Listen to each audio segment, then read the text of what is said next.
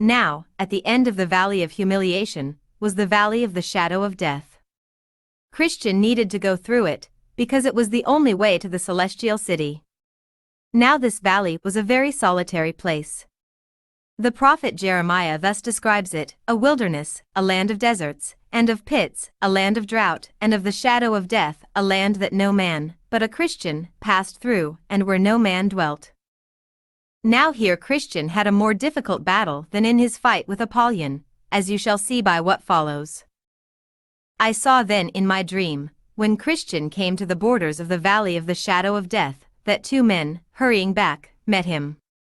They were children of those who brought back an evil report of the good land of Canaan.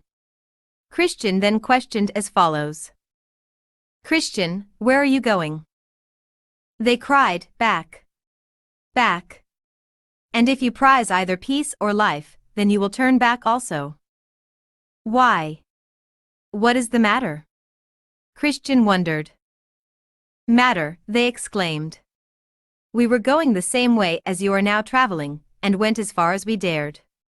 Indeed, we were almost past being able to come back, for had we gone a little further, we would not have been here to bring the news to you.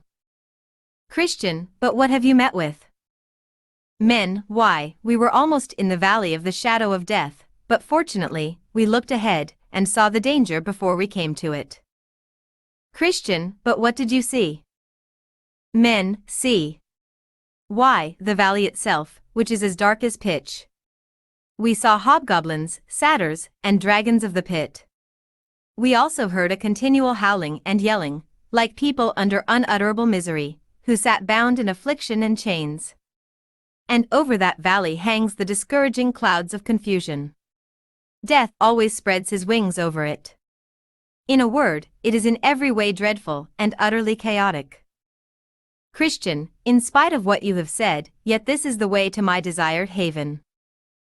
Men, though it is your way, we will certainly not choose it for ours. So they parted, and Christian went on his way, keeping his sword drawn in his hand, for fear that he should be assaulted. I then saw in my dream, that as far as this valley stretched, there was a very deep ditch on the right hand. That is the ditch into which the blind have led the blind in all ages, and have both miserably perished there. Behold, on the left hand was a very dangerous quagmire, into which, if even a godly man falls, he can find no bottom for his foot to stand on. Into that quagmire King David once fell, and no doubt would have been smothered, had not he who is able plucked him out. The pathway through this valley was exceedingly narrow, therefore Christian had great difficulty. For when he sought, in the dark, to shun the ditch on the one hand, he was ready to tip over into the mire on the other side. As he carefully sought to escape the mire, he would almost fall into the ditch. Thus he went on, sighing bitterly.